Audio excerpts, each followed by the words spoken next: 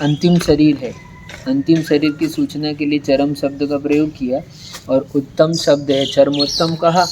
उत्तम शब्द जो है वो उत्कृष्टता का वाची है। तो उत्कृष्ट किसकी देह है? तो 63 सलाका पुरुष, चक्रवर्ती आदि, नारायण, प्रति नारायण, बलभद्र आदि, ये उत्तम देह वाले, उत्कृष्ट देह वाले।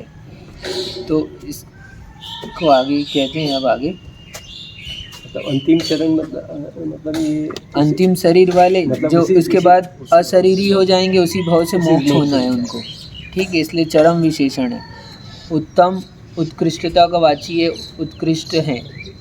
उत्कृष्ट के साथ में उत्कृष्ट होने पर भी चरम देह है, क्योंकि उत्कृष्टता तो हो सकती है देह में, लेकिन चरम होना जरूरी नहीं है।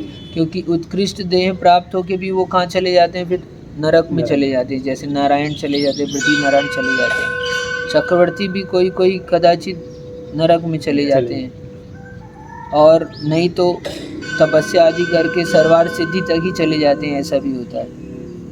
इसलिए इसमें अभी आगे आएगा, प्रश्न होगा, अभी इसी का वर्णन चल रहा है। कल उपमा प्रमाण से आयु की बताए थे कि है ना, चरमोत्तम देह और असंख्यात वर्ष की आयु वाले। असंख्यात वर्ष की आयु यानी उत्तम, मध्यम और जघन्य 3 प्रकार की भोग भूमि है, वहाँ की आयु पल्यों में होती है। और पल्य जो हैं वो असंख्यात में आते हैं। पल्य और सागर ये संख्या मान के अंतर्गत। दूसरा उपमा मान भेद आता है। उपमा से गणना की जाती है, तो संख्या से बहुत अधिक वर्षों की में उनकी आयु होती है, संख्यात वर्षों की आयु वाले होते हैं। 3 पल्य उत्कृष्ट भोग भूमि की, 2 पल्य मध्यम भोग भूमि की, 1 पल्य जघन्य भोग भूमि की। तो उन जीवों की भी क्या होती है? अपवर्त आयु नहीं होती है। अभी और कह रहे हैं आगे। बाह्य कारणों के कारण आयु का ह्रास होना अपवर्त है। अपवर्त शब्द कहा था, तो अपवर्त क्या है? तो बाह्य कारण के द्वारा, ठीक, आयु का ह्रास होना, इसको अपवर्त कहते हैं। बाह्य उपघात के निमित्त हानि, ह्रास यानी हानि, घटना, नष्ट होना, क्षय होना, ठीक, क्षय होना। लैप्स होना नहीं होता है। पूर्ण लैप्स नहीं, पूरा नहीं। ह्रास तो डेप्रिसिएशन कहते हैं। डेप्रिसिएशन, अवेक्षण, ठीक, अवेक्षण, एक दृष्टि से, है ना, हाश, धीरे धीरे, ठीक, रिडक्शन। हाँ, ऐसा भी लगा दो, बहुत सारे फिर, लेकिन अलग अलग हो जाएंगे थोड़े थोड़े इसमें से ऐड। अभी आता है इसमें, देखो आ जाएगा। बाह्य उपघात के निमित्त विष है, शस्त्र आदि के कारण आयु का ह्रास होता है, वह अपवर्त है। बाह्य और भी कारण हो सकते हैं, भोजन का नहीं मिलना, विष का मिल जाना, शस्त्र आदि का मिल जाना, श्वास का निरोध कर देना, है ना, क्या इस तरह से और भी चीज़ें हो सकती है। तो बाह्य निमित्त हैं ये। वह अपवर्त है। अपवर्त आयु जिनके हैं वे अपवर्त आयु वाले हैं, और जिनकी आयु का अपवर्त नहीं होता वे अनपवर्त आयु वाले देव, नारकी, चरम शरीरी और भोग भूमिया जीव हैं। ठीक, बाह्य कारणों से इनकी आयु का अपवर्तन नहीं होता है। ये देव का भी नहीं होगा, बाह्य कितने भी कारण मिल जाए, देव की आयु घट नहीं सकती।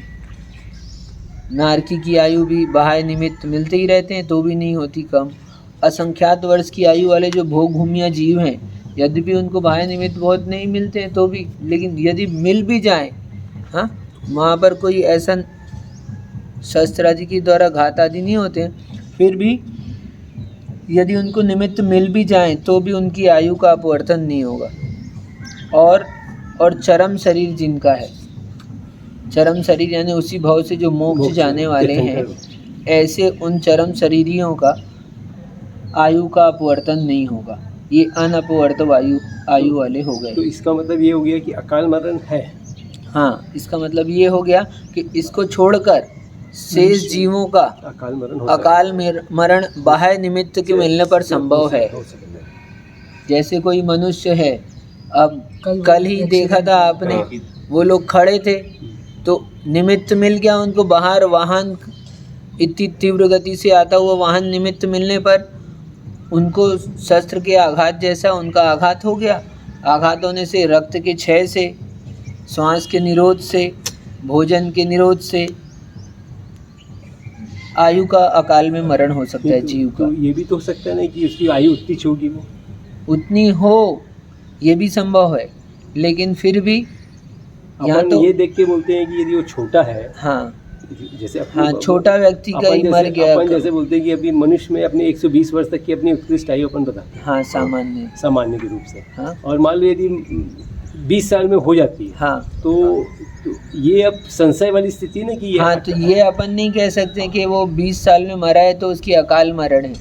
क्यों? क्योंकि मनुष्य गति में ही क्या है, जीव अंतर्मूर्त ही जी के मर जाए, सकता है, उतनी ही आयु लेकर आया। हाँ। उसने पुण्य बांधा, लेकिन इतना ही बांधा कि उतना ही समय की मिली उसको आयु, तो ये भी संभव है। तो फिर भी सामान्य रूप में अपन देखते हैं कि एक्सीडेंट के द्वारा या अन्य किसी ऐसे बाह्य साधनों के द्वारा सामान्य रूप से व्यक्ति स्वस्थ हो और ऐसे अचानक किसी दुर्घटना के द्वारा हो, तो ये संभावना अपन लगाते हैं ज़्यादातर कि अकाल मरण की संभावना, क्योंकि निश्चित नहीं है। हाँ, निश्चित नहीं है, अपन नहीं कह सकते निश्चित, वो तो अवधि ज्ञानी हो, ये केवली का विषय, केवली ज्ञानी हो वो बताएं। इसमें प्रश्न अब उपस्थित होता है, उत्तम देह वाले अंतिम चक्रवर्ती आदि के आयु का अपवर्तन देखा जाता है, इसलिए यह लक्षण अव्याप्त है। अभी आपने कहा कि चरमोत्तम देह वाले के लिए आपने कहा था, तो प्रश्न चल रहा है कि जो उत्तम देह वाले हैं, उत्तम देह वाले यानी चक्रवर्ती आदि, उनकी आयु का अपवर्तन देखा जाता है। कह रहे हैं, यहाँ पर कहते हैं अंतिम चक्रवर्ती शुभोम, ब्रह्मदत्त, वासुदेव, कृष्ण आदि के आयु का बाह्य के निमित्त वश अपवर्तन देखा गया है। कृष्ण भी वहाँ थे, उनको बाण लग गया, अर्थात इनकी अकाल मृत्यु सुनी जाती है। और अन्य भी ऐसे लोगों की आयु का बाह्य निमित्त से ह्रास हुआ है, इसलिए यह अव्याप्ति दोष से दूषित है। जिनकी आयु का आपको ये अपवर्त नहीं होगा, वो अनपवर्त होगा। हाँ, नहीं, अकाल मरण नहीं होगा। हाँ, जैसे नेमिनाथ भगवान के संवत्सरण में ये आया था कि कृष्ण की मृत्यु उनके छोटे भाई जरासंध से होगी, तो उस समय ये भी क्वेश्चन नहीं आया कि ये इनका अकाल मरण है कि कैसा है? नहीं, प्रश्न नहीं किया उन्होंने, तो जितना पूछा कि वो बता दिया किससे होगी, तो ऐसा बता दिया उन्होंने, है ना। अब ये वो उस समय में सोच नहीं पाए कि क्यों है ये सही में। अब उन्होंने पूछ लिया कब होना है मरण, किसके द्वारा होना है, पूछ लिया तो बता दिया।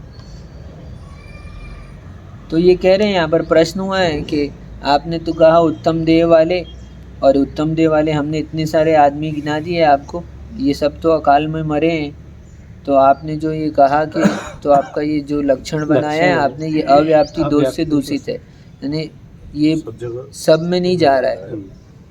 तो उत्तर कहते हैं, चरम शब्द उत्तम का विशेषण है।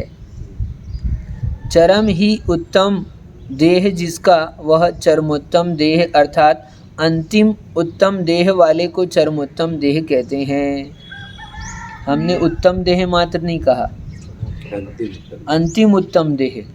उत्तम देह तो प्राप्त हो सकती है, उसके बाद में फिर उत्तम देह प्राप्त हो जाए, फिर उत्तम देह प्राप्त हो जाए, लेकिन अंतिम उत्तम देह वाले के लिए यहाँ पर हमने कहा है, क्योंकि उत्तम शब्द का विशेषण और एक और विशेषण बनाया चरम।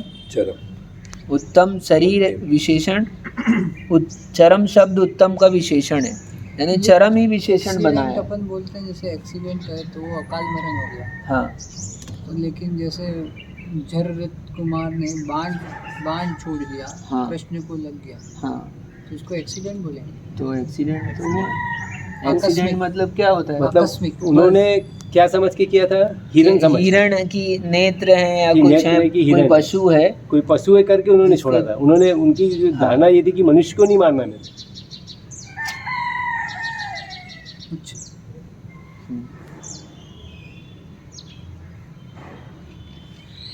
और कहते हैं आगे, उत्तम ग्रहण करने से ही ज्ञान हो जाता है, ऐसा नहीं कहना। तुम कहो कि उत्तम कह दिया आपने तो उत्तम से ही पता चल जाए कि अपन ये लास्ट शरीर है, तो ऐसा नहीं कहना। उत्तम कहने से भी दोष की निवृत्ति नहीं होती। यहाँ ये चरमोत्तम आपने कहा, सूत्र में उत्तम बस कह देते आप, तो उत्तम कहने से हमारा काम नहीं चलता।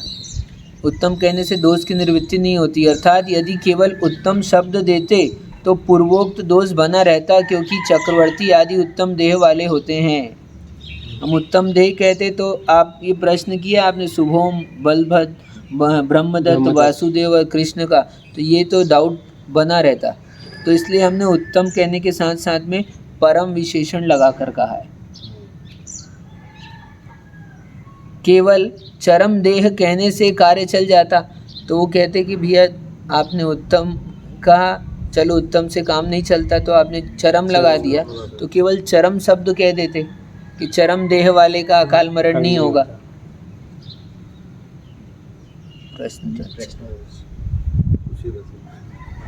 केवल चरम देह कहने से कार्य चल जाता, फिर भी चरम देह की सर्वोत्कृष्टता का प्रतिपादन करने के लिए उत्तम पद दिया गया है।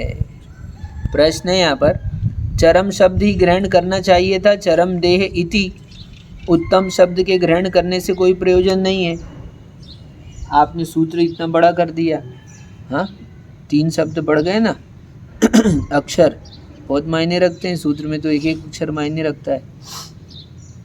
चरम देही मात्र कह देते तो उत्तर कहते हैं, प्रश्न हुआ है अभी ये, उत्तर कहते हैं यद्यपि केवल चरम ग्रहण करने से कार्य चल सकता है। आप सही कह रहे हैं, कार्य तो चल जाता। चरम देह कहते तो सही में अंतिम शरीर वाला है, उसका अकाल मरण नहीं होगा। तथापि उस चरम देह की सर्वोत्कृष्टता बताने के लिए उत्तम शब्द का उल्लेख किया है। चरम देह तो है ही, लेकिन चरम देह होने के साथ साथ में उत्कृष्टता बताना है, उसकी सर्वोत्कृष्टता बताना है। चरम शरीर हो ही सब शरीरों में उत्तम है ना। उत्तम शरीर यद्यपि उनके 63 सलाका पुरुषों के हैं, लेकिन फिर भी वो उत्तम नहीं है। उत्तम मिलने पर भी उत्तम कौन है? जो अंतिम शरीर है वही उत्तम है। सर्वोत्कृष्ट तो वही शरीर है। जैसे कामदेव इतना सुंदर होते हैं, लेकिन कामदेव से भी ज़्यादा सुंदर तीर्थंकर होते हैं। क्या? दोनों की सुंदरता में अंतर होता है। तीर्थंकर बालक इतने सुंदर होते हैं, उनकी सुंदरता को देखकर कोई विकार को प्राप्त नहीं होता। और कामदेव इतने सुंदर होते हैं, उनकी सुंदरता पूरे लोक में किसी के पास वैसी नहीं होती है, लेकिन उनकी इतनी सुंदरता, उनके रूप को देखकर कोई विकार को प्राप्त हो जाते हैं। यही इन दोनों में अंतर है। तो ऐसे ही उत्तम देह तो प्राप्त है, लेकिन थोड़ा आगे आ जाओ, इधर धूप आ रही हो।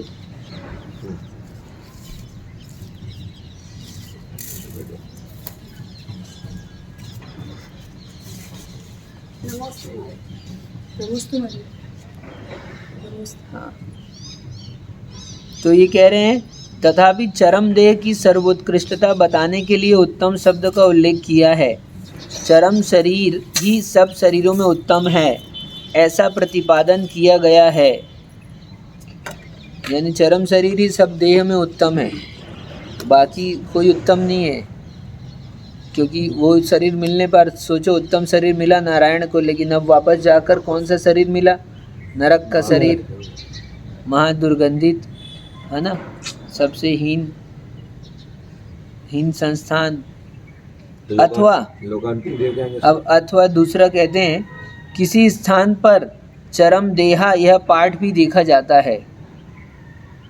स्वयं टीकाकार कह रहे हैं, अकलंग स्वामी कह रहे हैं चरम देहा ऐसा भी पाठ, यानी उस 9वीं शताब्दी में जब अकलंग स्वामी ने लिखा है तब भी पाठांतर था थोड़ा सा, तो कहीं पे चरम देहा ऐसा भी सब पाठ सूत्र मिला उनको।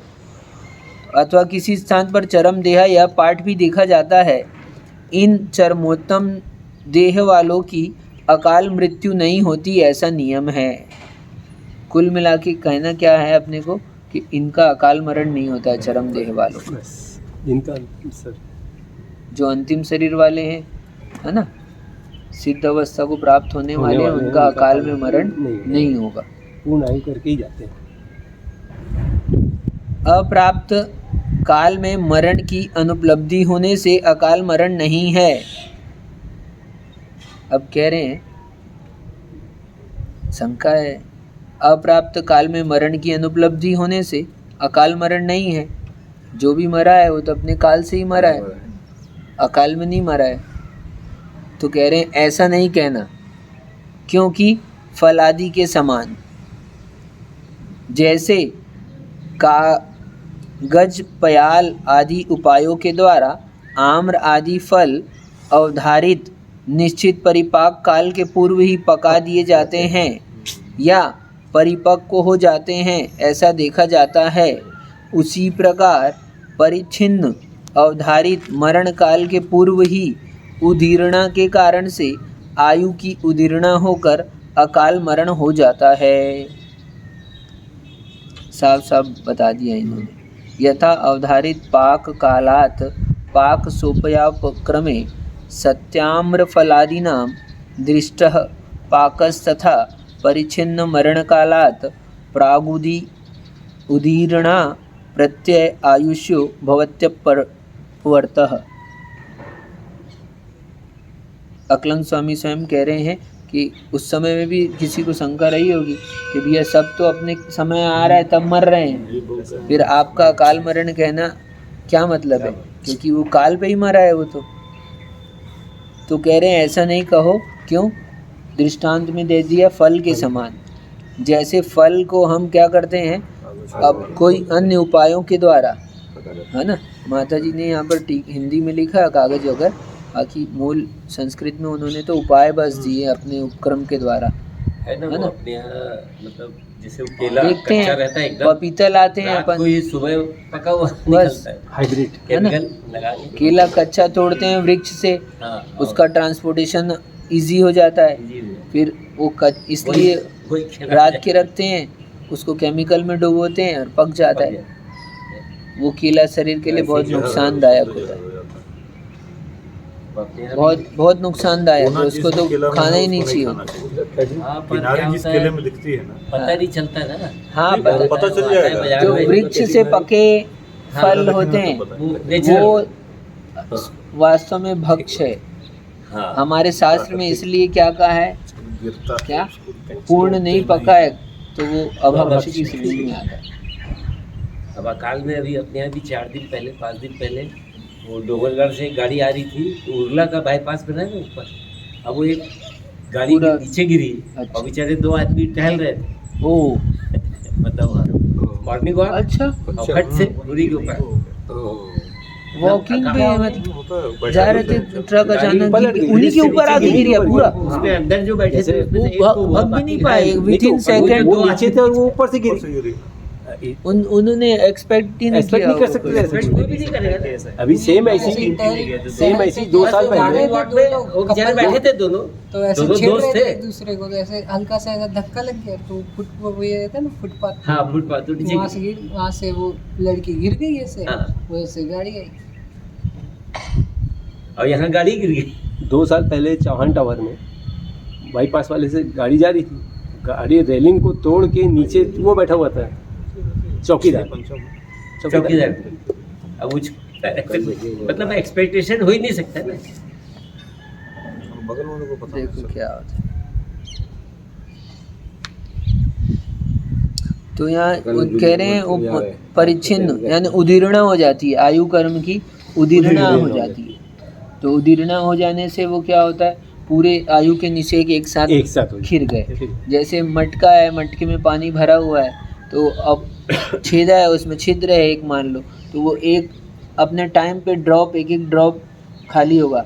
टाइम वाला टाइमर आता है ना, रेत वाला पानी वाला टाइमर आता है, तो उसको अपन ने रख दिया है तो वो कितना 45 मिनट में खाली होगा, और उसमें कंकर मार दिया एक तो तुरंत खाली हो जाएगा। तो ऐसे ही आयु के निषेक की उदीर्णा हो जाती है पूरे। प्रेरणा स्वयं के कर्मों से होती है या बाकी कारण हो नहीं, सकते हैं। उदीर्णा या के लिए पुराने कर्म। निमित्त कारण बाहर के मिले हैं। बस अब इसमें ये एक चीज समझना कि आयु कर्म का जिसका अपन कर्मों का अनुभाग शक्ति होती है, हाँ, तो अब आयु कर्म में अनुभाग शक्ति का क्या काम है? तो यही चीज काम है। हाँ, ये काम आप सोचो, अनुभाग यानी बाकी कर्मों में तो समझ में आता है कि इसमें नहीं क्या समझ में होगा, आता था। अनुभाग यानी फल कम ज़्यादा कम मिलेगा। अब मनुष्य आयु मिली है, तो अब मनुष्य आयु मिली 70 वर्ष की है, तो इसमें अनुभाग का क्या काम है? तो ये अनुभाग का यही काम है कि इसीलिए ये वो उसकी उदीर्णा को रोक सकता है, यानी कि वो बाहर के निमित्त मिलेंगे तो उदीर्णा नहीं होगी, लेकिन जिसका आयु कर्म का अनुभाग पतला है, कम है, तो उसको बाहर के निमित्त मिलेंगे और उदीर्णा हो जाएगी। वो तो है ना, बाथरूम में एक होता है थोड़ा सा गिरा ऊपर निकल जाता और है। उतने में ही हाँ, इतनी सी मात्र इतनी सी हाँ। ऊंचाई से एक ईंटे की, उसमें चल जाता है। एक ईंटे पे चढ़ के रस्सी पर कपड़ा डाल रहे थे और एक ईंटे से मात्र एक ईंटे की ऊंचाई से ऐसे गिरे, और एक व्यक्ति इतने ऊपर से भी गिरता है तो बच जाता है। आप बताया ना कि वो चना एक चने से खत्म हो गया। मर्म स्थान में एक चना मार दिया गलती से, खेल में चना मार दिया और चना ऐसे स्थान पर लग गया, उसकी मृत्यु हो गई चने से। ये तो होता है क्या, बढ़ती भी है ऐसा भी? हाँ, अब बढ़ती जो है वो बढ़ती नहीं होती है। कब बढ़ती है? अगले भाव की आयु है ना, आप अभी बांधी है आपने, तो अब वापस से जब 8 अपकर्ष काल आते हैं आयु बंध के, तो उन्हीं अपकर्ष काल में यदि आप वापस से परिणाम अच्छे करते हो तो आपकी आयु बढ़ सकती है। यानी कि जैसे देव आयु बांधी है आपने, तो देव आयु बांधी, मान लो आपने 10 सागर की बांधी, तो ठीक है, अभी मनुष्य भाव में है, देव आयु अभी बांधी है अपन ने, देव आयु का बंध होगा, 10 सागर की बंधी, अपने को स्थिति तो बंधेगी कोई ना कोई, तो 10 सागर की बंधी, फिर 10 वर्ष के बाद में फिर आयु बंध का समय आया। उसी समय में यदि आपने परिणाम और अच्छे उत्कृष्ट किए तो हो सकता है वो 10 सागर की आयु 15 सागर हो जाए उसी टाइम पे, और अन्य समय में बढ़ेगी नहीं। आयु कर्म तो एक तो बंध होगा कब, जब अपकर्ष काल आएंगे तभी होगा, अन्य समय में बंधेंगे नहीं, और अन्य समय में बंधेंगे नहीं तो अन्य समय में बढ़ेंगे भी नहीं, लेकिन अन्य समय में घट सकते हैं। क्या अन्य समय में? अब जैसे राजा श्रेणिक ने 7वें नरक की बांधी, लेकिन बाद में परिणाम को निर्मल किया और करते करते वो 84,000 वर्ष में आ गए, पहले नरक में आ गए। तो वो अपकर्षण तो वो घटा कभी भी समय में। हाँ, अब देखना, अब इस भाव में आकर, अब इस भाव में यदि आपने अन्य आयु का बंध कर लिया है तो इस भाव की आयु का अब आपका अपकर्षण नहीं हो सकेगा, यानी अब अकाल मरण नहीं होगा, वो पूरी करके ही जाएंगे,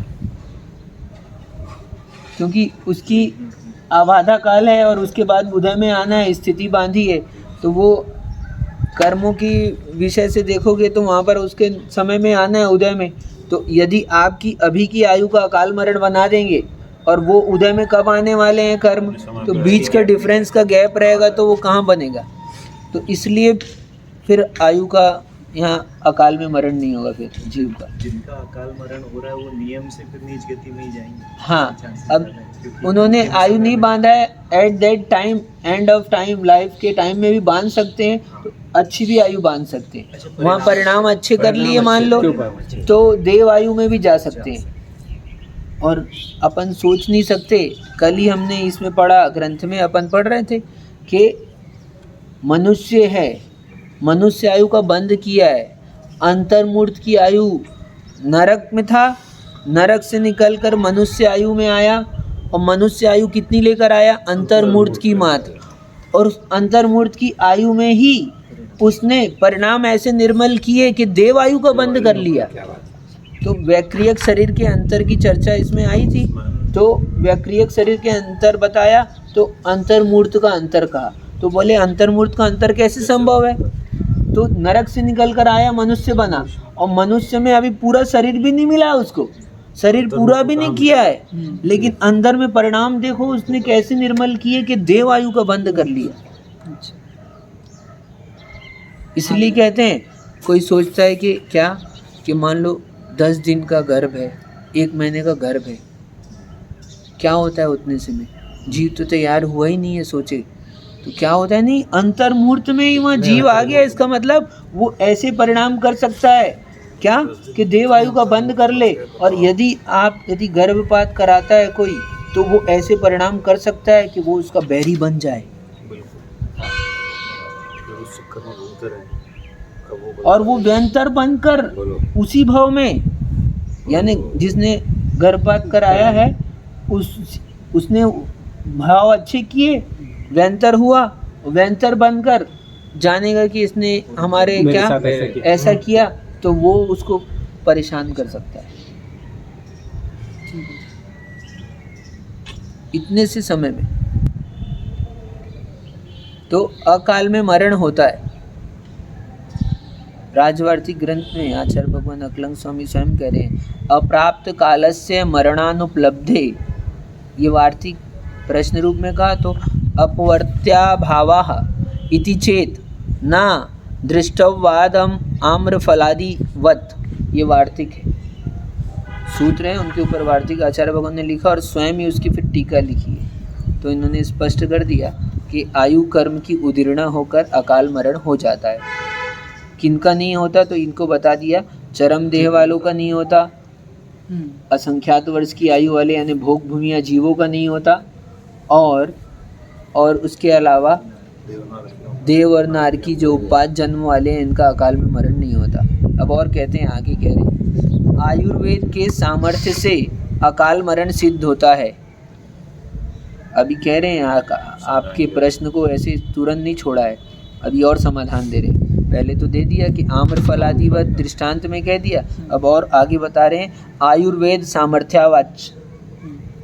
आयुर्वेद के सामर्थ्य से अकाल मरण सिद्ध होता है।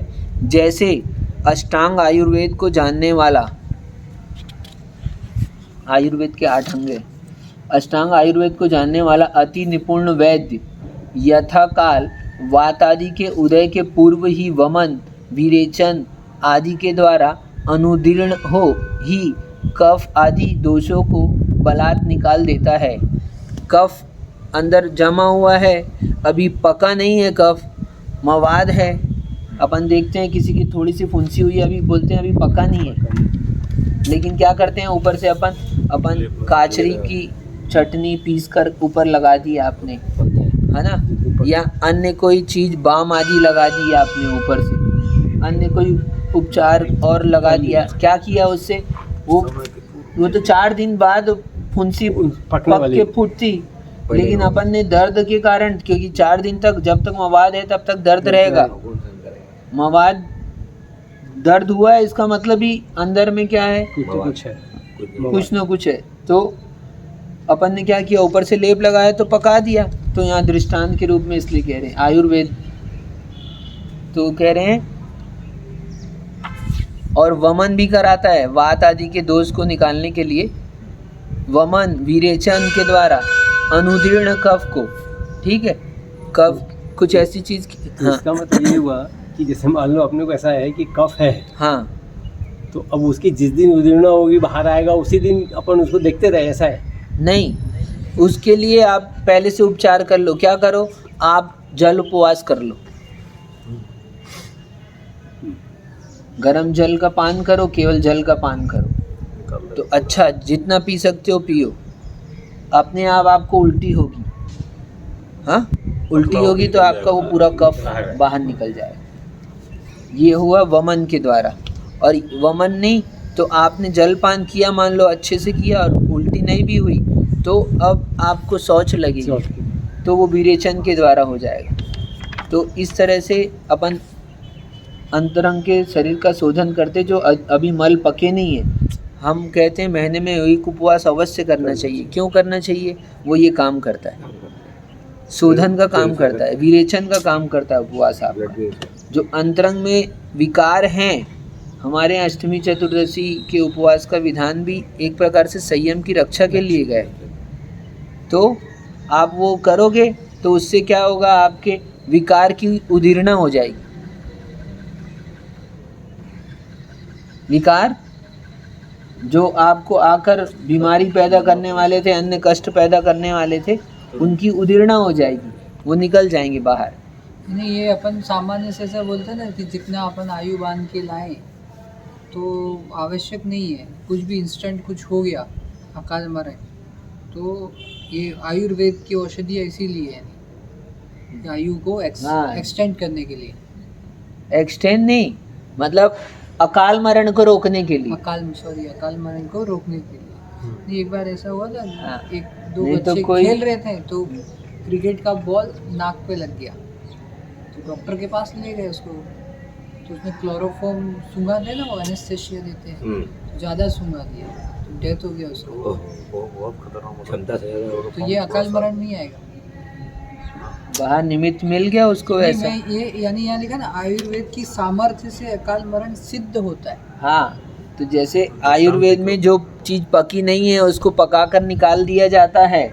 कफ आपका पका नहीं है, विकार आपके पके नहीं है, उनको आयुर्वेद की सामर्थ्य से अपन औषधि दे दिए, भैया इसका कफ निकल जाए, है ना। ये तो बाहर एक उपचार बताया था, ऐसे 8 प्रकार के उपचार होते हैं। उन 8 प्रकार के उपचार में किसी भी उपचार से आप वो कर सकते हो। ऑपरेशन करके पहले ही ठीक कर देते हैं ना आपने, कैंसर छोटा है ना? होता है, ठीक है। तो इलाज हो जाता है, नहीं करें तो हाँ। मरेगा ही मरेगा। सही है। तो ये आयुर्वेद की सामर्थ्य से अकाल मरण सिद्ध हो रहा है यहाँ पर। ये समय से पहले वो पका कर अपन उसको हटा दिए। हटा रहे हैं। मतलब यही बताया कि यदि ये फोड़ा है और आपने उसको तुरंत को अपने को, क्योंकि अपन सहन नहीं कर रहे हैं, सहना नहीं है अपने को इतना, इसलिए उसको अपन तुरंत इसको निकाल देते हैं। हाँ, ये मतलब ये बता रहा है कि ये अकाल मरण को रोकने का। कि पहले पका दिया है आपने, उदीर्णा करा दी। अकाल निकाल लिया आपने तो वैसे अकाल मृत्यु भी हो सकती है। हाँ। अकाल को रोकने का भी बोल रहे हैं, ये भी ठीक है ना। हमने कहा ना हाँ, वैसे भी आयुर्वेद, लग हम जाएगा, लोग वैसे भी डॉक्टर के लगेगा। पास क्यों जाते हैं भैया?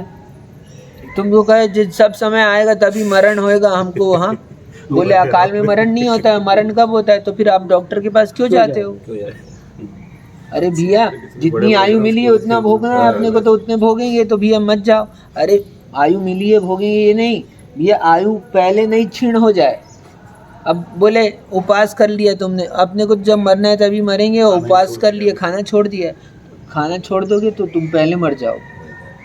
नियम यानी इसके रूल, शास्त्र में लिखा है भोजन के निरोध से, रक्त के क्षय से, श्वास के निरोध से, विष की सेवन से, शस्त्र के घात से, ऐसे अनेक आदि और अन्य कारणों के द्वारा अकाल मरण होता है। तो भोजन का निरोध कर देंगे। हाँ, अब भोजन ही नहीं दे रहे, किसी को भोजन नहीं दे रहे, अब बोल रहे हैं हम तो नहीं मार रहे हैं, वो तो अपने आप से मरा है, अपने आयु कर्म से मरा है, तो तुमने भोजन दिया ही नहीं उसको। मतलब अकाल मृत्यु बाह्य कारणों से ही अपने कारण पे। बाह्य कारण, बाह्य निमित्त बिना कोई कार्य नहीं होता। बाहर निमित्त किसी भी कार्य के लिए आवश्यक होते हैं। बाहर निमित्त जब तक नहीं मिलेंगे तब तक कार्य होएगा ही नहीं। कार्य की परिभाषा ही यही है, अंतरंग कारण और बहिरंग कारण, इन दोनों के संयोग होने पर जो कार्य निष्पन्न होता है उसी को कार्य कहते हैं, जो अवस्था हुई है उसी को कार्य कहते हैं। ज्योतिष शास्त्र जो बता देते हैं आपका समय ऐसा होने वाला है या हाँ। ग्रहों की दशा ऐसी होती है, तो हाँ। उससे अंदाजा लग सकता है इस चीज़ के हाँ, बारे में। तो उससे अंदाज़ा लगता है और हम उसके लिए निमित्त भी जुटाते हैं। अब पहले हमको भी ऐसा लगता था, सुनो अब आपको एक चीज़ बात आई है तो अब कह देते हैं। जैसे कि कोई सोचे कि भैया रत्न पहन लिया है, तो रत्न पहनने से क्या होगा? आपके मन में प्रश्न आ सकता है आता है। कि रत्न पहनने से क्या होगा? तो आपको पता नहीं चल रहा है, लेकिन सब निमित्त नैमित्तिक संबंध है एक दूसरे का। कैसे? ऊपर देखो मंदिर के, हमने तड़ित चालक लगाया है। क्यों लगाया तड़ित चालक? शिखर अपना नष्ट न हो, ताकि जब सुरक्षा बिजली के लिए। गिरे तो बिजली नष्ट गिरेगी ना करे। तो एब्जॉर्व कर लेगा, इतना से तड़ित चालक है। हाँ। इतनी मंदिर बड़ी, गिरने से कैसे रोक सकता है भाई? हाँ इतनी बड़ी बिजली कैसे रोक सकता है? क्या? तो ये जो इतना सा रत्न है ना, ऊपर से जो ग्रहों का प्रभाव है वो ऑब्जर्व कर लेता है, उसको खींच लेता है और वो कार्य करता है एज ए तड़ित चालक। बिजली गिरेगी तो हमने उसके लिए तड़ित चालक लगाया, तो ये समझ लेना ये एक दृष्टांत के रूप में कहा है। तो हर एक चीज़ का निमित्त नैमित्तिक संबंध है। हमारे यहाँ भी वर्णन है, लेकिन नहीं समझ में आता तो अपन को लगने लगता है कि सब चीज़ बेकार है। हम भी पहले ऐसे सोचते थे कि यार इससे क्या होता है, इससे तो कोई मतलब का नहीं है। लेकिन जब आप और गहराई में जाकर देखते हो और लॉजिक में जाते हो तो आपको बात वहाँ पर स्पष्ट होती है। और लेकिन वो खैर पहला अच्छे के लिए, हाँ, लेकिन ये भी देखा गया है कि उसका दुष्परिणाम भी होता है। हाँ, वो तब लगा हुआ है ना। अब तड़ी चलक लगाया, अब तड़ी चलक लगाने वाला ही उसी को लगाते लगाते फिसल कर गिर जाए और मर जाए तो कोई आदमी, तो वो तो दुष्परिणाम है ना। अब तड़ी चालक के निमित्त से ही होता है। पहले अभी हम सम्यक शिखर में थे, जब वहाँ पर तो चातुर्मास चल रहा था, तो चंदा प्रभु भगवान का जिनालय है। उस जिनालय में ही आगे चारों कोनों में 4 नारियल के बड़े बड़े ऊंचे वृक्ष लगे हैं। तो वहाँ ये वृक्ष होते हैं, ये क्या करते हैं, ये बिजली उष्मा के शोषक होते हैं। जो बिजली गिरती है, जब बिजली गिरती तो कहते हैं वृक्ष के नीचे खड़े नहीं होना चाहिए। आपके यहाँ एक दृष्टांत के रूप में प्रताप मध्यानी, शायद नाम प्रताप ही मध्यानी नाम है, उसका भाई, ठीक। तो वो खड़ा हो गया तो बारिश का समय था तो अचानक से वो रुक गया, और आदमी सोचता है वृक्ष के नीचे बचेंगे अपन सुरक्षा के लिए। तो ऐसे ही हम वहाँ सम्यक शिखर में थे, तो वही चंदा प्रभु जिनालय के राइट हैंड में नारियल का बड़ा वृक्ष था और बिजली गिरी और वृक्ष में आग लग गई। बारिश गिर रही है, बारिश हो रही है और वृक्ष में जल रहा है, वृक्ष में आग लगी हुई है। आग कहाँ से लग गई उसमें? इतने ऊपर जाके किसी ने तो आग लगाई नहीं है। वहाँ पे बहुत बार बिजली गिरती है। उस पूरा एरिया है ना, वो सबसे अधिक वहाँ पर बिजली गिरती है, और सबसे अधिक पूरे भारत में बिजली गिरने से मृत्यु दर वहीं क्षेत्र की है। वो भी अकाल मृत्यु में ही आ जाएगा। अकाल मृत्यु उसका कारण क्या होगा महाराज? उसी क्षेत्र में क्या इतना ज़्यादा बिजली गिरती है? वहाँ पर वायु का दबाव होता है तो वहाँ बिजलियाँ अधिक गिरती है। वहाँ पर पर्वत पहाड़ है ना, चट्टानों से रुककर बादल रुकते हैं, तो वहाँ पर प्रेशर बनता है, तो बादल के घर्षण से वहाँ बिजली उत्पन्न होती है।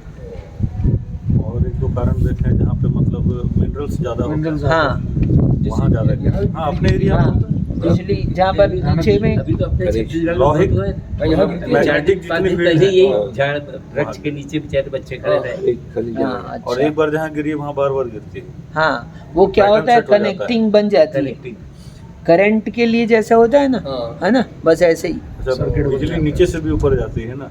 ऊपर आप पहाड़ में बोल रहे हो, चंद्र भगवान की टोक नहीं, नीचे ऊपर पहाड़ में तो कई बार गिरती है। तो अब तो पहले तो तड़ी चालक लगा रहता था तो भी क्या होता था, क्योंकि बिजली अधिक पावर की है, और तड़ी चालक आपका उतना झेलने की क्षमता नहीं है उसकी, है ना। तो कई बार, तो अब वहाँ पर दूसरे तरह का तड़ी चालक लग गया। आप देखना, ऐसे पहले पिलर तैयार किए और मोटी सलाखों वाला अब तड़ी चालक बनाया, अधिक पावरफुल। और हर एक टोंक में देखना, आप टोंक के बाजू में पिलर खड़ा करके अलग से लगाया तड़ी चालक। अपने जबलपुर में किशनहरी की बढ़िया में हुआ था। हाँ, मंदिर की बात। तो आयुर्वेद की चर्चा थी यहाँ पर। अकाल मरण यानी दृष्टांत में कहा आम्र फलवत दिया और आयुर्वेद के समान यहाँ कहते हैं दूर कर देता है, तथा अकाल मृत्यु को दूर करने के लिए, देखो स्वयं कह रहे, अकाल मृत्यु को दूर करने के लिए रसायन आदि का उपदेश देता है। अब महाराज बन गए, बोले महाराज आपको औषधि लेने की क्या जरूरत है, औषधि मत लो आप, क्यों, है ना। बोले औषधि नहीं, किसी के दिमाग में आ जाता है, कोई पढ़ता है, बोले ये अपने समय में मरण होता है, हमारा अकाल मरण नहीं होता, हम तो साधु हैं, हमको शरीर तो भिन्न है, शरीर की चिंता क्यों करें, औषधि क्यों ले। हाँ, ठीक, यदि ऐसे आ जाए तो ये कह रहे अभी ये तुम शरीर में रहोगे, तुम्हारा संयम का पालन होगा, तुमने औषधि ली है तो क्या दृष्टिकोण है तुम्हारे संयम की रक्षा के लिए, है ना। तो रसायन आदि के उपदेश है। अन्यथा यदि अकाल मरण नहीं है तो रसायन आदि का उपदेश व्यर्थ है, फिर औषधि तो बेकार है। क्यों? क्योंकि भी बीमार होगा और जब मरना है तब मरेगा, तो औषधि का कोई मतलब नहीं है। तो रसायन का उपदेश क्या होगा, व्यर्थ हो जाएगा। और रसायन का उपदेश हमारे आचार्यों द्वारा ही किया गया है। ये रसायन का उपयोग क्या, जैसे अकाल मृत्यु को अगर माने कि मृत्यु अकाल नहीं होती, अगर एक बार ऐसा मान लें, तो फिर रसायन का उपयोग तो लाइफ क्वालिटी ऑफ लाइफ भी इम्प्रूव करने के लिए भी लिया जा सकता है। अब यही तो हमने कहा है, इसमें है अकाल मरण को दूर करने के लिए रसायन का उपदेश है, आयु को बढ़ाने के लिए रसायन का उपदेश नहीं है। ऐसी कोई औषधि नहीं है जिसको खा लो और आपकी आयु बढ़ जाए। ठीक है। नहीं, इसको विष आदि के द्वारा आयु हास और उसके अनुकूल औषधि से आयु का अनपवर्तन देखा जाता है। अनपवर्तन देखा जाता है, यानी वो आपकी आयु को क्या कह रहे, क्या बोले? विष आदि के द्वारा आयु हास और हाँ। उसके अनुकूल औषधि से आयु का अनपवर्तन देखा जाता है। हाँ, इसका मतलब विष का सेवन करने से आयु का Instant- ह्रास हो जाएगा। हाँ, और अपन ने औषधि खाई, हाँ, तो ह्रास नहीं होएगा। हास नहीं होगा। ठीक है, अकाल में मरने से बच जाओगे। 110 हो जाएगा। हाँ, वो नहीं होएगा, आयु का मन वो नहीं होएगा। जितना है उतना अच्छे से जी पाएंगे। हाँ, वही क्वालिटी ऑफ ठीक है, आम होता है ना, आम जी, कितने महीने में पकता है, उसका समय 3 महीने का है ना? ठीक है, लेकिन पेड़ में पकेगा तो 1 महीने बाद पकेगा, 15 दिन बाद पकेगा, लेकिन आप पेड़ से तोड़ लेते हो आम को और फिर उसको चावल में रख देते हो। वहाँ यानी उष्ण बाहर की शीत वायु से रोककर उष्ण वायु उसको दे देते हैं अपन। पेपर में लपेटने का मतलब है उसमें उष्णता प्रदान कर रहे हैं, बाहर की हवा से रोक रहे हैं उसको, अंदर ही अंदर उसमें गर्मी उत्पन्न हो रही, तो वो अपने आप पक रहा है, गर्मी से पक जाता है ना? तो ऐसे ही आयु कर्म की उदीर्णा हो जाए वो अकाल मरण। मैंने है वास्तव में मृत्यु वही का समय हुई उसका, नहीं, मृत्यु का समय ऐसा कुछ नहीं होता है। ऐसा नहीं तो आयु क्या? कर्म जैसे निश्चित हो जाता है उसी समय मरना, हाँ। ऐसा तो इस आयु के निषेक होते हैं, यानी क्वांटिटी में आपको आयु मिली है मान लो, ठीक है, ये बोरा यहाँ से आपको उठाकर वहाँ पर खाली करना है, 10 बोरे रखे हैं, ठीक है, 10 बोरे आप उठाकर वहाँ खाली करना है आपको, तो आप वो कितनी देर में करोगे? सामान्य से 10 मिनट लगेगा मान लो, ठीक है। अब लेकिन जल्दी करा दिया अपन ने, क्या जल्दी करा दिया, जी जी तो वो जल्दी हो गया खाली।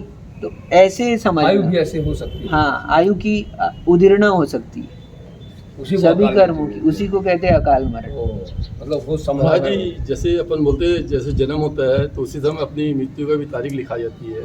हाँ, तो जब अकाल मृत्यु होती है तो कोई पाप कर्म के उदय से होती है कि जब अपन पैदा होते तो उस समय लिखा जाती है कि इसकी मृत्यु अकाल मृत्यु हुई है, हाँ, ऐसी मृत्यु होगी। अब सुनना, अकाल मृत्यु ऐसे तारीख नहीं लिखाती, अपन कहने को कह देते सब हैं, बोलते हैं। ठीक है, अपन कह देते हैं, लेकिन वास्तव में केवली के ज्ञान में जाकर देखोगे तो वहाँ पर आपको वो एट दैट टाइम में दिखेगी, वहाँ तो व्यवस्थित दिखेगा। क्यों? क्योंकि वो आपके पूरे फ्यूचर का देख चुके हैं, तो वहाँ से तो वो आपको एक्यूरेट दिखेगा, ठीक है। लेकिन यहाँ पर अभी केवली के ज्ञान की चर्चा नहीं चल रही, हाँ, यहाँ तो उस आयु कर्म की उदीर्णा की बात कर रहे हैं। तो यानी आपने आयु बांध के रखी थी 100 वर्ष की, ठीक है, और 100 वर्ष की आयु आप 100 वर्ष में पूरी भोगते, ठीक, लेकिन आपने क्या किया, कुछ ऐसे निमित्त बाहर के मिल गए, आप वो 80 वर्ष में, 60 वर्ष में या 20 वर्ष में भी वो आयु के पूरे निषेक खिर सकते हैं।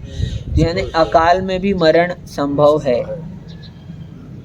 जैसे एक्सीडेंट इत्यादि हो जाता कल ही हुआ ना जो हाँ, मतलब वो पॉसिबिलिटी है, निमित्त मिल गए तो वो फिर हो गया। हाँ, बाहर के निमित्त मिलेंगे जरूर। नहीं, एक बार हम ऐसे ही कहीं रुके थे, टहलने वाले जा रहे थे। थे, तो आचार्य जी का पाटा नहीं, लगा, पीछे बात कर रहे थे। ऊपर ये था खिड़की खुला हुआ, उसमें ईंटें लगी, तो ईंटें के ऐसे सेट किया, ऐसे किसी भर दी, तो एक दो ईंटें ऐसी ऐसी थी, तो वो पाटा वापस वहाँ से लोगों ने चेंज करवा दी। यानी ऐसे कोई भी निमित्त जो भी रहते हैं उनसे रक्षा करनी चाहिए। हाँ, ध्यान अपन चला तो गया। वो किसी का ध्यान नहीं तुम जाता, ध्यान तो स्वयं खत्म सामने हो खड़े हो जाओ भैया, हम तो खड़े हैं, हाँ, अभी हम तो खड़े हैं। अभी हम सब तो सुसाइड तो ये अब तुम्हारी वर्तमान बुद्धि, योग में ये सब लिखा है कि ये क्या है, ये तुम्हारी बुद्धि का हाथी है, तो हाथी से आपको इतना दूर होके चलना है, वो मेरे साथ हुआ था एक बार, हम कहीं जा रहे थे महाराज जी के अरे पीछे। अजी तुम इसको तो बुलाते एक, ये उसने सूंड मारा जोर से। हजारीबाग नहीं, में सूंड नहीं, पंच पीछे से कल्याण था, पूंछ। बाहुबली ऐसे भगवान ही की सीधा प्रतिष्ठा मेरे थी, छाती तो में ये लग गया। विक्की भाई को हाथी सूंड से उठाकर पटक दिया था। बाजू में जा रहे थे, हम चल रहे थे, हमारे बाजू में वो था, उधर में हाथी बंधा हुआ था, जुलूरत के लिए आया हुआ था। तो उसने खेलते हम 3-4 जने थे, तो वो उसने मस्ती करके इधर आ गया हमारे बाजू में, तो उसने शायद हाथी को कुछ छेड़ दिया होगा या कुछ ऐसा कर दिया, काड़ी कर दिया, बाहर से कुछ कर दिया होगा, उसको ऐसे हाथी उठाया और पटक दिया। उसको भी पता होगा कि नहीं पता, 2 मिनट के लिए तो वहीं की चित्त हो गया था, बेहोश हो गया था वो तो। हाँ वो अभी कुछ आया था ना, हाथी का एक वीडियो आया था, हाँ, पीछे पीछे भाग रहा था, हमको ध्यान आ गया अभी। लड़का इधर भाग गया, आपके इधर का ही कहीं था, आप ही तो दिखा रहे थे। 92 में हुआ था क्या साइड में चातुर्मास? क्रॉस करके वो पकड़ लिए, पंच कल्याण, 1 सेकंड में सब तमाम हो गया। माता पिता बने थे, तो 3-4 दिन वहाँ पे रहते है ना? 3-4 दिन में एक आध हम 12 साल के थे, इसका मतलब तब ये बात है। हाँ, तो रसायन आदि का उपदेश व्यर्थ होता है ना। यदि कहो अकाल मरण नहीं होता है, तो ये रसायन का उपदेश शास्त्र में दिया ही क्यों? रसायन का उपदेश है, अतः आयुर्वेद के सामर्थ्य से भी अकाल मरण सिद्ध होता है। और भी बात कह रहे हैं अभी इसमें, और भी कहेंगे, अभी 3 पैराग्राफ बचे हैं इसके। अपन क्या टाइम हो गया है? अच्छा, अभी तो बचे हैं 2 मिनट पढ़ ले रहे हैं, फिर रह जाएगा। दुख का प्रतिकार करने के लिए आयुर्वेदिक प्रयोग है। अब कह रहे हैं भैया अकाल मरण के लिए नहीं है अब प्रश्न वाला तो तर्क करता है, वो कहता है भैया दुख कम हो जाए इसलिए ले रहे हैं औषधि, दर्द कम हो जाए, ये प्रश्न है उसका। दुख का प्रतिकार करने के लिए आयुर्वेद प्रयोग है, ऐसा नहीं है। उभयतः औषधि का प्रयोग देखा जाता है। केवल दुख के प्रतिकार के लिए ही औषधि दी जाती है यह बात नहीं है, अपितु उत्पन्न रोग को दूर करने के लिए और अनुत्पन्न को हटाने के लिए भी दी जाती है। उत्पन्न हुए रोग को दूर करने के लिए और अनुत्पन्न को हटाने के लिए, ठीक, कि भविष्य में रोग ना हो जाए। आपने वैक्सीन क्यों लगवाई? कोरोना ना हो, है ना? अरे कोरोना तो चला गया, अब इसके पहले भी वैक्सीन बच्चों को लगती है है ना, वैक्सीन सबको और जो। पहले से लगाते हैं पोलियो आप, और ये लगाते हैं क्यों ना, लगाते रेबीज और हैं? ये सब। पोलियो वाला जैसे पहले ठीक। से लगाते हैं ना, हाँ, परसेंटेज तो कम ही हो बस गया एकदम वैसे ही। यही बता रहे हैं। अनुत्पन्न को हटाने के लिए भी आप ये मत कहो कि दुख को कम करने के लिए लगाई जाती है औषधि। जैसे औषधि से असाता कर्म दूर किया जाता है, नोट करो, बहुत अच्छी बात है ये तो। इसलिए कहते हैं राजवार्तिक ग्रंथ अवश्य पढ़ो जीवन में। हमारा तो ये फेवरेट हो गया है ये ग्रंथ, जब से इसको पढ़ना चालू किए हैं सम्यक शिखर से, और विशेष लाभ मिला है हमें। अच्छा, चतुर्मास में आता है ये? हाँ, तो औषधि से असाता कर्म दूर किया जाता है। अब भी देख रहे थे अपन, दर्द तो हो रहा था और औषधि लिए तो दर्द कम भी हो गया, दिख भी रहा है। तो और दर्द क्यों होता है? असाता कर्म के उदय से। अब असाता कर्म में और औषधि तो क्या, दोनों तो भिन्न भिन्न द्रव्य हैं, शरीर में जाके लेकिन काम किए। है, भिन्न भिन्न द्रव्य हैं। फिर कैसे कनेक्टिंग बिठाएं अपन इसकी? और जबकि शरीर भी भिन्न है, हमारा शरीर एकदम भिन्न, असाता कर्म एकदम भिन्न, हम एकदम भिन्न, और फिर भी हम क्या हो रहे हैं देखो। हाँ, तो अध्यात्म में इतना वो क्यों किया जाता है? अरे वो एक दृष्टि बताइए तुम्हारे को कि तुम उसी में मत लग जाओ। अध्यात्म का मतलब क्या है? आत्मा के नजदीक लाने का है, लेकिन कैसे लाने का नजदीक, है ना? नहीं, इग्नोरेंस नहीं है, शरीर का इग्नोरेंस नहीं है। हाँ, ये तुम एकदम ही क्या करो, तुम वैसे बैरागी बन जाओ कि भैया हम तो क्या है, कुछ करते ही नहीं है, दवाई भी नहीं लेंगे, बीमार हो जाएंगे तो, और कुछ नहीं करेंगे यार ये और वो, तो वो तो तुम्हारी विवेक की कमी है। क्योंकि ज़्यादा जिएंगे तो ज़्यादा धर्म करके ज़्यादा कर्म कटेंगे। ज्यादा तो नहीं जी सकते। मतलब ज्यादा जी अकाल में नहीं मरेंगे, है ना? पूरा निकल कहाँ के है वापस साधु आ को? गया। साधु को कहते हैं, साधु को, हे साधु तू क्या अकाल में मरण करके स्वर्ग में जाएगा? संयम में जाने की इच्छा करता है क्या? इसलिए मरने की भी इच्छा ना हो, नहीं तो अंत में वेदना होगी तो आदमी सोचे कि अब मरना ही तो है, अपन उपवास कर लो 2-4, तो ऐसे उपवास करके तुम मरोगे, असाता की तुम्हारी को और असंयम होगा। समता का मीनिंग क्या है? इक्विनिमिटी यानी समता क्या कहता है, क्या कहती है? किस संबंध में?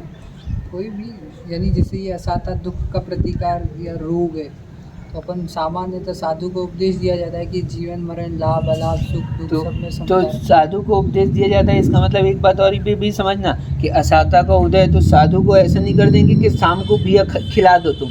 डॉक्टर ने, कई डॉक्टर आ जाते हैं, लोग पकड़ के ले आते हैं, बोले 2 बार दे देना महाराज को औषधि, तो श्रावक मिल जाए, बोले महाराज डॉक्टर ने बोल के गए 2 बार औषधि दे देना। हाँ, तो तब वहाँ पर ऐसा नहीं करेंगे, तो वहाँ विवेक लगाने की जरूरत है। ठीक है, अभक्ष का सेवन नहीं करेंगे, अनुपयुक्त औषधि का सेवन नहीं करेंगे, लेकिन फिर भी योग्य काल में समंत भद्र स्वामी का कितना बड़ा दृष्टांत है। इस सदी के नहीं, पूरे इस आपके महावीर भगवान की बात, परंपरा में सबसे महान आचार्य हुए हमारे, उन समंत भद्र स्वामी को भस्मक व्याधि रोग हो गया मुनि पद में, तो उनके आचार्य भगवान ने, उनके गुरु महाराज ने क्या कहा कि तुम भी यह दीक्षा छोड़ दो, यानी उन्होंने कहा कि तुम इसका उपचार करो। और वो कहते कि भैया तुम तो समाधि के लिए साधु बने हो, उपचार काय को कराते हो? तुम तो समाधि के लिए साधु बने हो, उपचार काय को कराते हो? उपचार मत कराओ, मर जाओ ऐसे ही। लोग कई तरह के दिमाग रहते हैं, लोग कहने लगे मान लो कि भैया नहीं करना चाहिए था, तो सोचो भैया ऐसे अकाल में मरण होती, वेदना अधिक होती है, तो वहाँ संक्लेशता पूर्वक मरण होगा, तो समाधि मरण नहीं हो पाएगा वहाँ पर। समाधि पूर्वक मरण का मतलब है साम्य भाव से, परिणामों की विशुद्धि से, पूरे विवेक के साथ जागृत अवस्था में देह का त्याग करना।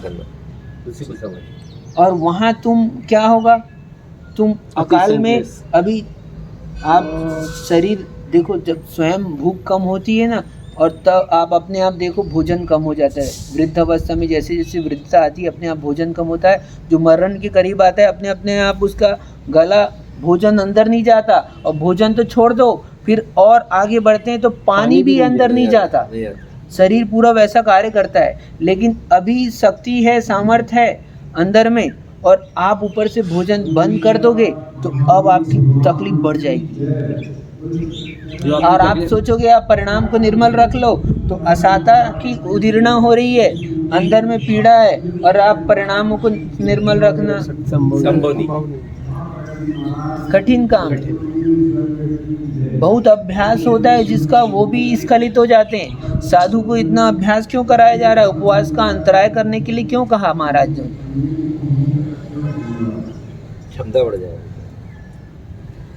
तो ये व्यवस्थित तरीके से, तो औषधि से असाता कर्म दूर किया जाता है।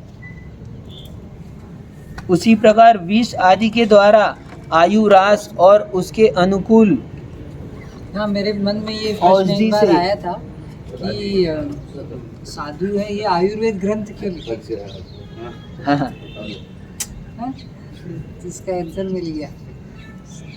हमारे द्वादशांग में क्या सारा वर्णन है और व्यवस्थित, और यहाँ पर हम माता जी ने बहुत बढ़िया से, हम शील का वर्णन करते हैं, हाँ, ब्रह्मचर्य की बात बताते हैं, तो अब्रह्म की बात बताते हैं, तो सब तरीके से क्या क्या है बताते हैं। तो लोग सोचे कि साधु है ब्रह्मचारी है, साधु ब्रह्मचारी है, साधु तो इनको क्या जरूरत है ऐसे उपदेश देने की?